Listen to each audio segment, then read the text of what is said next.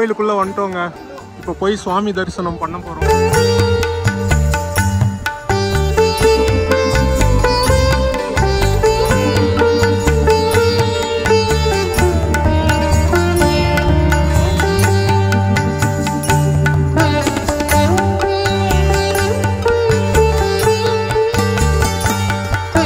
Hi friends, நான் உங்கள் கணேஷ் ராகவ். இது என் தம்பி விக்கி. இப்போ ஒரு பாட்டு பாட போகிறான், பாடுறான். ஆமாங்க, நம்ம ராமர் கோயிலுக்கு வந்து போகிறோம். ரொம்ப நாள் எதிர்பார்த்த ஒரு நேரம் அப்படின்னு சொல்லணும். அந்த ஜனவரி மாதம் அந்த பிரான் பிரதிஷ்டை பண்ணாங்க இல்லையா, அதுக்கப்புறமா வந்து போகணும்னு சொல்லி இப்போ தான் வாய்ப்பு கிடச்சிருக்கு. போகிறோம். போயிட்டு ராமர் கோயிலுக்கு பின்னாடி உள்ள வரலாறு அது அனைத்தும் இந்த காணொலியில் இருக்க போது. அது மட்டும் இல்லாமல் எங்களுடைய அனுபவம், நாங்கள் எப்படி போகிறோம், அங்கே என்னென்னலாம் இருக்குது, அங்கே போய் என்னென்னலாம் பண்ணணும், அது அனைத்தும் இந்த காணொலியில் இருக்க போது. நீங்களே ராமர் கோயிலுக்கு போன மாதிரி இருக்க போகுதுன்னு சொல்லணும். ஓகேங்களா? இந்த காணொலியை முழுமையாக பாருங்கள். வாங்க போகலாம்.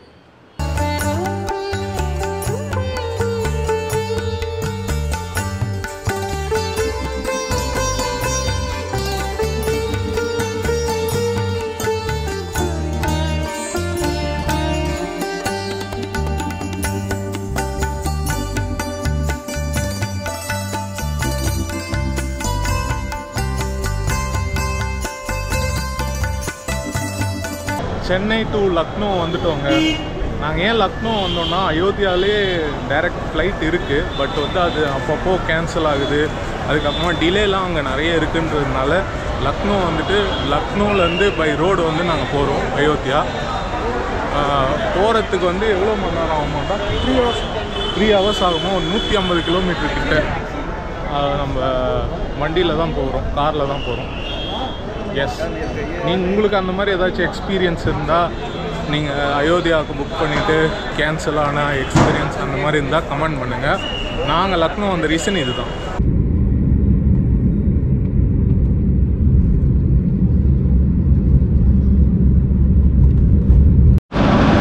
இன்னும் நம்ம ஒரு 110 கிலோமீட்டர் கிட்ட போனோங்க.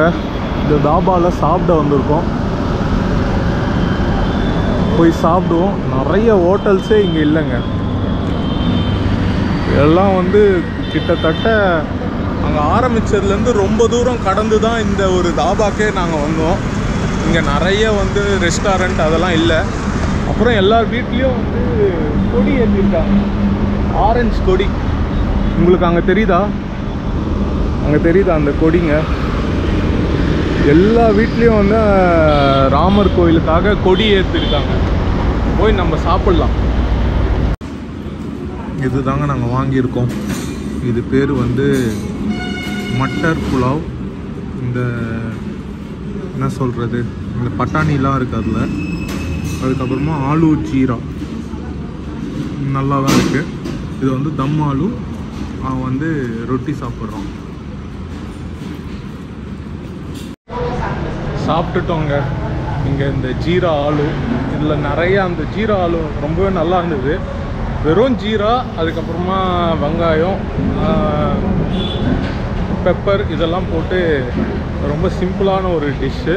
அது கூட வந்து ரொட்டி, அதுக்கப்புறமா வந்து தம் ஆலுன்னு ஒன்று, அப்புறம் அந்த மட்டர் புலாவ், இதெல்லாம் சாப்பிட்டு நாங்கள் கிளம்புறோம். இப்போ டைம் வந்து பார்த்திங்கன்னா 4:30 ஆகுதுங்க. இன்றைக்கி நைட்டு ஒரு 6:30 அந்த மாதிரி வந்து நம்ம அயோத்தியா போயிடுவோம். போயிட்டு அங்கே என்னெல்லாம் இருக்குதுன்னு பார்ப்போம். அதுக்கப்புறமா நாளைக்கு போய் நம்ம சுவாமி தரிசனம் மற்ற இடங்களுக்கெல்லாம் போவோம். ஓகே, போகலாங்க.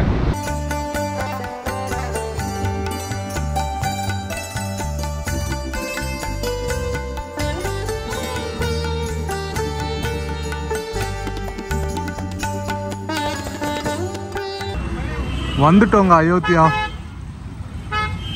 பாருங்கள், லைட்டிங்லாம் பயங்கரமாக இருக்குது. சீரியல் லைட்லாம் போட்டு. இதுக்கப்புறம் வந்து வண்டிலாம் பார்க்கிங் கிடையாது, அதான் அலௌட் கிடையாது. இங்கே ஹோட்டலும் நிறைய கிடையாதுங்க. இந்த ஊர் இப்போ தானே புதுசாக வந்து டெவலப் ஆகிட்டுருக்கு.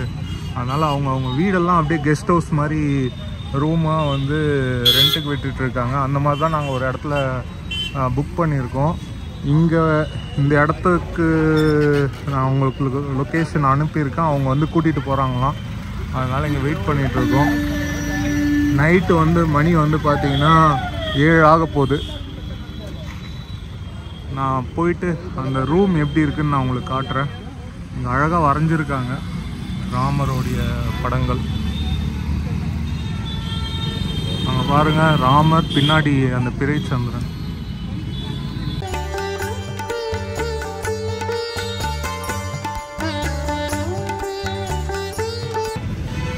விக்கியை வண்டியில் கூட்டிகிட்டு போகிறாங்க அந்த ஹோட்டல்காரங்க. இங்கே போது பார்த்தீங்களா, இது பேர் டுக் டுக் அப்படின்னு சொல்லுவாங்க, ஆட்டோ. அது கூடவும் போவாதான் அங்கே. அதனால் இவன் வண்டியிலே போய் விட்டுட்டு திரும்பி என்னை வந்து கூட்டிகிட்டு வருவான். ரொம்ப டிராஃபிக்காக இருக்குங்க. கிட்டத்தட்ட சாமி பார்க்கறதுக்கு 2 மணி நேரத்துக்கு மேலே ஆகும்ன்ற மாதிரி சொல்கிறாங்க. நம்ம காலையில் தான் பார்க்க போகிறோம். பார்ப்போம் என்னெல்லாம் நடக்குதுன்னு. பிஸியாக இருக்குது அயோத்தியா.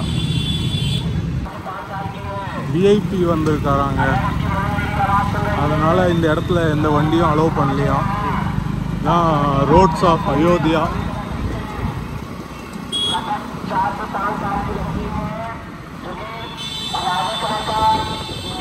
मंदिर किधर भैया?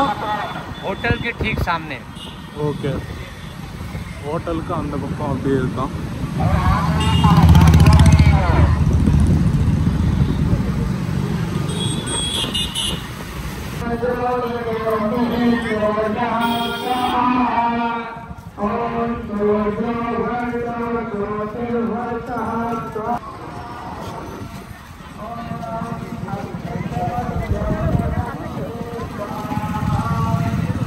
பாருங்க, எல்லாம் வீடெல்லாம் இடித்து எக்ஸ்டெண்ட் பண்ணுறாங்கன்னு நினைக்கிறேன், ரோட்ஸ் எல்லாம்.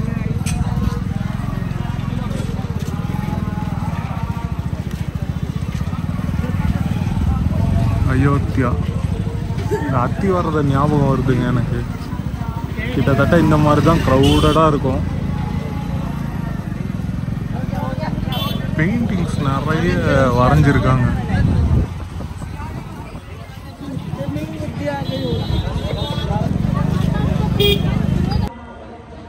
வந்துட்டோங்க. இதுதான் நம்ம ரூம். ஆனால் 4000 ரூபாய் ஃபார் 1 டே. ரொம்ப அதிகம் இது. எல்லா இடத்துலையும் இங்கே வந்து அதிகமாக தான் இருக்குது. எல்லாம் வீடுங்களையே வந்து அப்படியே ஹோட்டல் மாதிரி மாற்றிருக்காங்க. இதுதான் இந்த ரேஞ்சில் தான் எல்லா ஹோட்டலுமே இங்கே இருக்குது அயோத்தியாவில். டீசெண்டாக தாங்க இருக்குது நம்ம ரூம். இந்த ஹோட்டல். ஆய் சொல்லு. அடுத்த நாள் காலையிலங்க இப்போ போயிட்டு நாங்கள் இப்போ கிளம்பிட்டோம், ரெடி ஆகிட்டோம். இப்போ போய் சுவாமியை போய் தரிசனம் பண்ண போகிறோம். போகிற வழியில் என்னென்ன இந்த கோயிலை பற்றியான தகவல்கள் இருக்குது அது அனைத்தையும் தெரிஞ்சுக்கலாம் வாங்க. இங்கே பாருங்கள், குரங்குகள். கோயில் வந்து அந்த பக்கம் இருக்குங்க, நம்ம ரூமுக்கு அந்த பக்கம் இருக்குது. காலையில் நைட்டு எல்லா நேரமும் இங்கே குரங்கு வளர்த்திட்ருக்கு. அவங்க அட்டாக் பண்ணாமல் இருந்தால் சரி.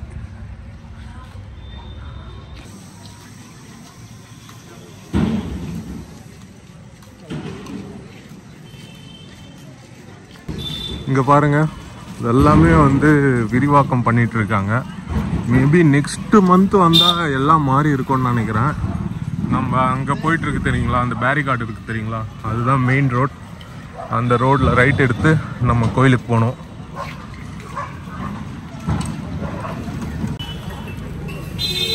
ஜிலேபிங்க, காலையில் ஒரு ஸ்நாக்ஸ் சூடாக போட்டாங்க, வாங்கி சாப்பிட்றலாம் அப்படின்னு. டிஃபன் சாப்பிட்ற மாதிரி ஐடியாவே இல்லை, ஏன்னா டிஃபன் எல்லாமே ரோட் சைட் கடை தான் இருக்குது. இங்கே பெரிய கடைலாம் திறக்கல இன்னும். பாருங்க, சரி இந்த ஜிலேபி சாப்பிட்டுட்டு அப்படியே இந்த இளநீர் குடிக்கலான்னு ஐடியா.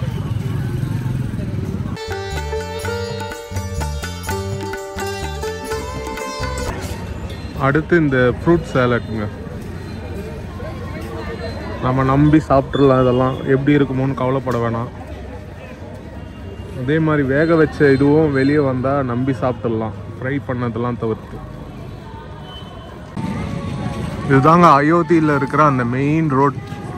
இது வழியாக தான் மக்கள்லாம் கோயிலுக்கு போயிட்டுருக்காங்க. இங்கே வந்து காரு, வெஹிக்கல்ஸ், மற்ற அவுட் சைட் வெஹிக்கல்ஸ் எதுவுமே வந்து டாக்ஸி அது எதுவுமே அலோவ் பண்ண மாட்டேன்றாங்க. நம்ம நடந்து தான் போகணும்.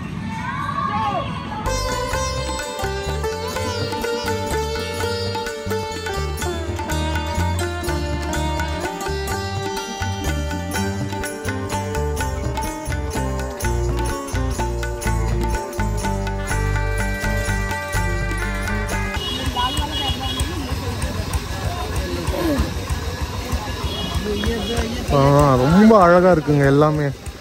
எல்லாத்தையுமே வாங்கணும்னு தோணுது. அந்த மாதிரி அழகாக இருக்குது. ராமர் சிலை பாருங்க.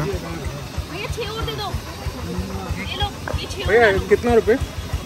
450 का 450 का 450. நல்லா இருக்கு.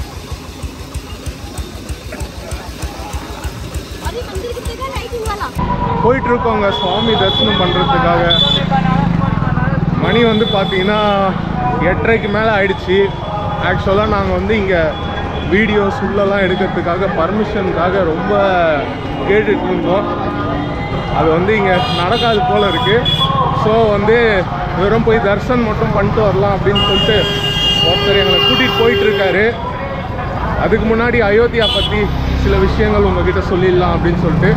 அயோத்தியா உங்களுக்கு தெரியும், ராமர் பிறந்த ராம ஜென்ம பூமி. இது ராமர் வளர்ந்துருக்காரு, ராமர் ஆட்சி புரிந்திருக்காரு, ராமர் இங்கே தான் முக்தியும் அடைஞ்சிருக்காரு. அவ்வளோ ஒரு புண்ணியமான இடம்.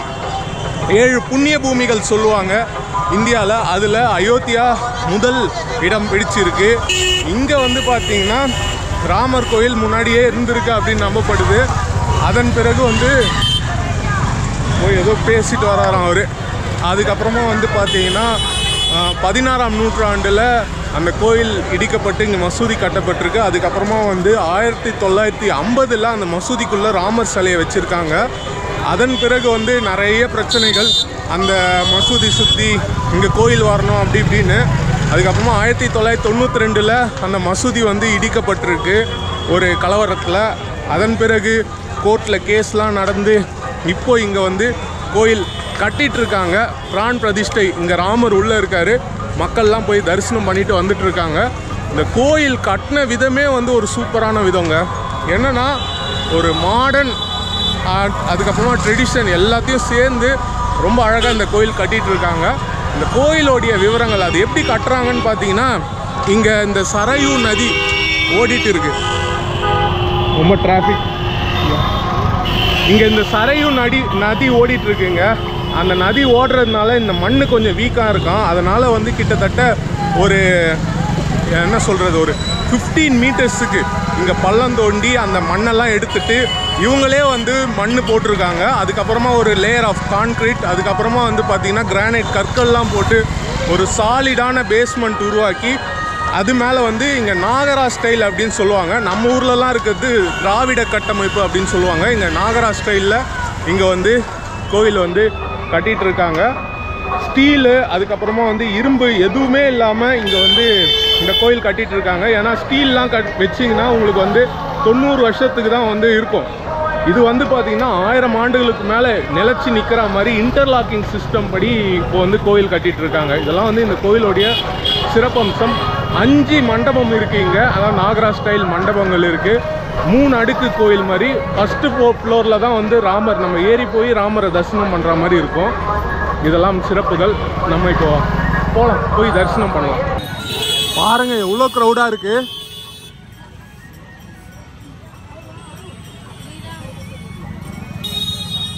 செம்ம க்ரௌடுங்க.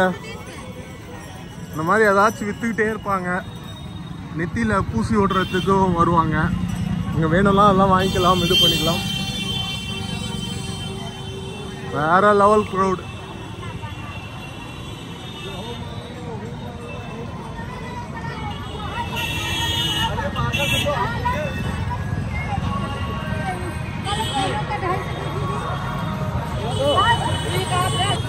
போகிறவங்க எல்லாரும் கோயிலுக்கு அப்படியே இப்படி போகணும்.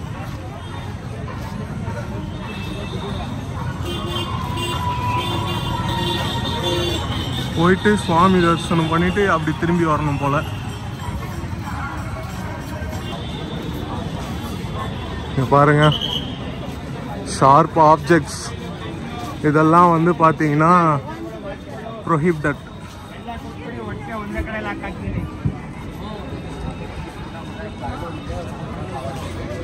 இந்த ஃபோட்டோ தாங்க எல்லா இடத்துலையும். இந்த ஒரு பிக்சர் தான் most used, most favourite picture of Ram அப்படின்னு நினைக்கிறேன். பிக் பேக்ஸும் நாட் அலௌடா.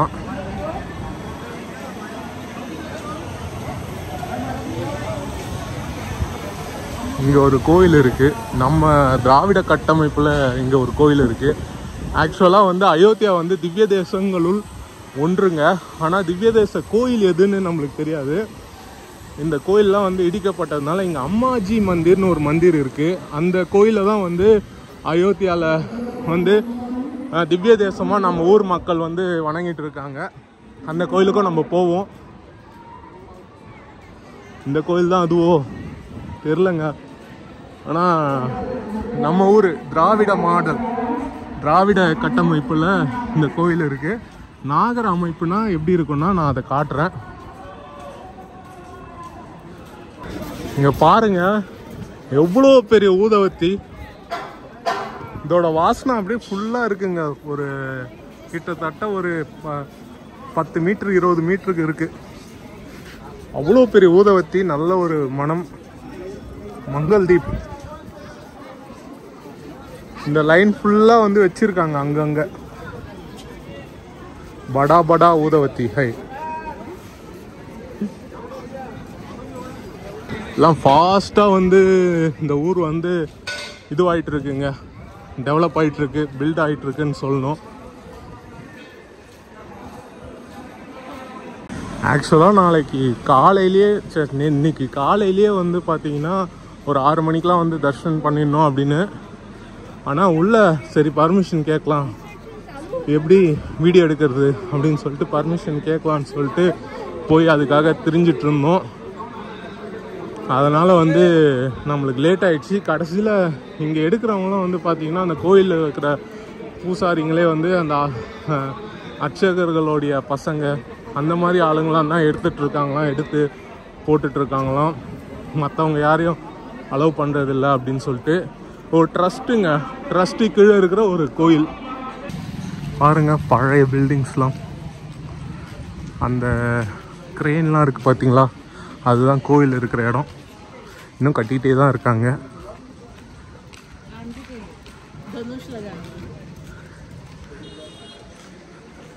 வில்லு, பெரிய வில், அம்பு.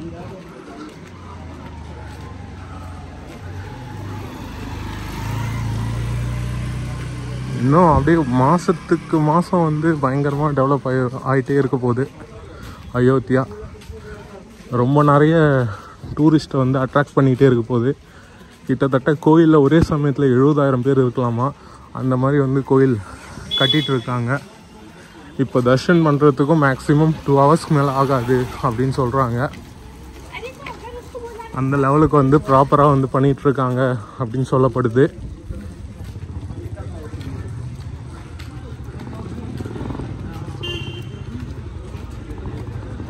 பாருங்க, லவகுஷா அஸ்வமேதம், அந்த அஸ்வத்தை பிடிச்சிட்டு இருக்க மாதிரி இது ஒரு கோயில். போகலாம், நம்ம கோயிலுக்குள்ளே வந்துட்டோங்க. இப்போ போய் சுவாமி தரிசனம் பண்ண போகிறோம். இதுதான் கோயில். இது முன்னாடி இருக்கிறது மண்டபம். இன்னும் விமானம்லாம் இன்னும் கட்டி முடிக்கல, கட்டிட்டு இருக்காங்க. போய் நம்ம சுவாமி தரிசனம் பண்ணுவோங்க.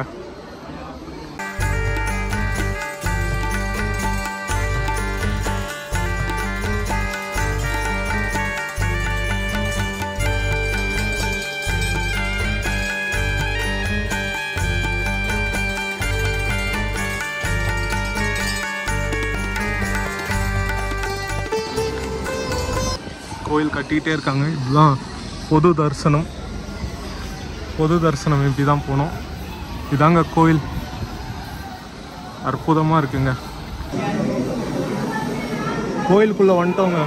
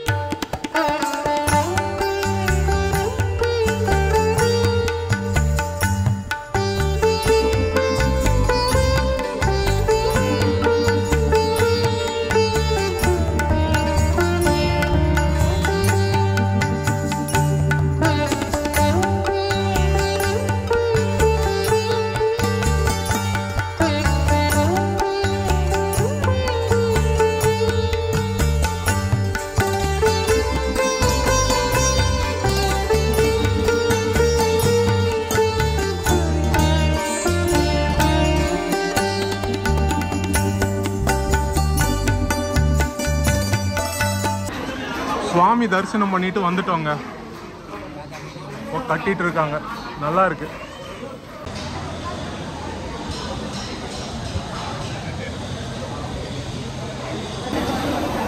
இது ஒரு மண்டபம்ங்க, எவ்வளோ அழகாக கட்டியிருக்காங்க பாருங்க. இது வந்து சாண்ட் ஸ்டோன், அதுக்கப்புறமா ராஜஸ்தான் பிங்க் ஸ்டோன் அதெல்லாம் வச்சு கட்டியிருக்காங்க. உள்ளே வந்து இருக்கிற கர்ப்பகிரகத்தில் இருக்கிற மார்பிள் வந்து தாஜ்மஹால் கட்டை யூஸ் பண்ண அந்த மார்பிள் எல்லாம் இன்டர்லாக்கில் கட்டியிருக்காங்க, அழகாக இருக்குது. ராமர் கோயில் அங்கேருந்து தரிசனம் பண்ணிட்டு வந்தோம். அந்த டோர்லாம் கோல்டன் டோர்னு சொல்கிறாங்க, அது எந்த அளவுக்கு தெரியல, ஆனால் பிரம்மாண்டமாக அழகாக இருக்குது. கட்டிக்கிட்டே இருக்காங்கங்க, கட்டிக்கிட்டே இருக்காங்க. இது பாருங்க மண்டபம். கன்ஸ்ட்ரக்ஷன் எல்என்டி தான் மேஜர் கன்ஸ்ட்ரக்ஷன்ஸ்லாம் பண்ணிட்டு இருக்காங்க. இது கிட்டத்தட்ட 10 ஏக்கரில் இருக்கு இந்த கோயிலோடைய பரப்பளவு.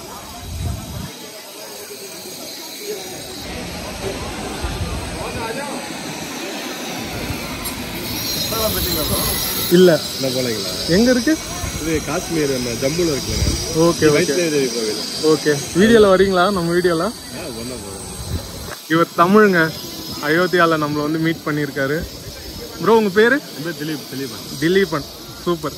எப்படி இருக்கு ராமர் கோயில்? நல்லா கட்டியிருக்காங்க, நல்லா பண்ணியிருக்காங்க. Okay okay okay. இன்னும் கொஞ்சம் முடியணும். ஆமாம் ஆமாம், எல்லாமே எல்லா செட்டும் எல்லாம் பண்ணியிருக்காங்க. Okay bro, thank you bro, thank you. அற்புதமாக இருக்குங்க கோயில்.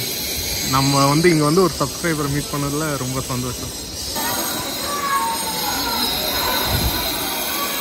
நம்மளுக்கு இந்த வாய்ப்பு கிடைக்குமான்னு தெரியலங்க.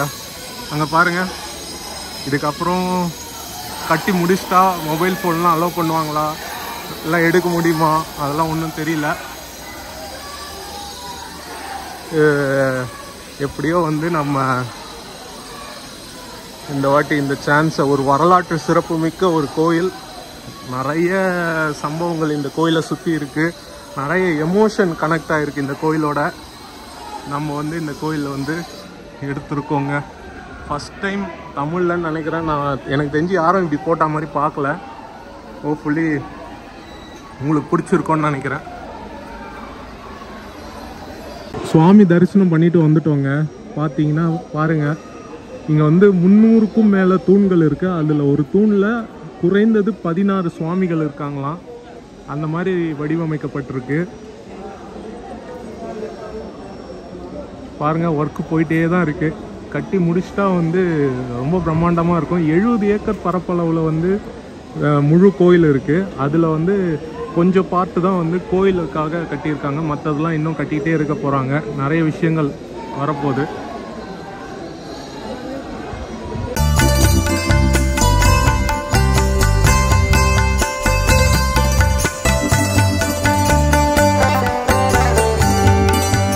பார்த்துருப்பீங்க அயோத்தியாவில் ராமர் கோயில், ரொம்ப அருமையான தரிசனம். நீங்களும் வந்து இந்த கோயிலை நல்லா பார்த்துருப்பீங்கன்னு நினைக்கிறேன். இந்த கோயில் பற்றியான விவரங்கள் உங்களுக்கு ஓரளவுக்கு தெரிய வந்திருக்கும். இந்த ஊர் எப்படி இருக்குன்றது உங்களுக்கு ஓரளவுக்கு தெரிய வந்திருக்கும். எனக்கும் ரொம்ப சந்தோஷமாக இருக்குது உங்களுக்கு இந்த அளவுக்கு வந்து காட்ட முடிஞ்சது அப்படின்னு சொல்லிட்டு. நான் ரொம்ப முயற்சி பண்ணேன், ப்ராப்பராக பர்மிஷன் வாங்கி நல்லா ஒரு ஆரத்தி எடுக்கணும் அப்படின்னு சொல்லிட்டு. பட் வந்து அதுக்கு இன்னும் நிறைய நாள் டைம் ஆகும் அப்படின்னு நினைக்கிறேன். உங்கள் யாருக்காச்சும் அந்த மாதிரி ஆள் யாராச்சும் தெரிஞ்சால் சொல்லுங்கள், என்னை காண்டாக்ட் பண்ணுங்கள். அதனால் இப்போ முடிஞ்ச அளவுக்கு நான் எடுத்திருக்கேன். ஹோப்ஃபுல்லி உங்களுக்கு பிடிச்சிருக்கோன்னு நினைக்கிறேன். இங்கே இன்னும் அயோத்தியாவில் நிறைய இடங்கள் இருக்குது. அதெல்லாம் வந்து நம்ம போய் அந்த இடத்துக்குலாம் போய் அந்த இடத்துக்கு பின்னாடி இருக்கிற விஷயங்கள் எல்லாமே தெரிஞ்சுக்க போகிறோம். ஹோப்ஃபுல்லி இந்த வீடியோ உங்களுக்கு பிடிச்சிருக்கோன்னு நினைக்கிறேன். இதே மாதிரி இன்னொரு நல்ல வீடியோவில் நான் உங்களை சந்திக்கிறேன். இந்த வீடியோவை நிறைய பேருக்கு ஷேர் பண்ணுங்கள். அயோத்தி வரவங்களுக்கு ஒரு உபயோகமான வீடியோவாக இந்த வீடியோ இருக்கும். Okay, bye from Ganesh Raghav friends. Bye.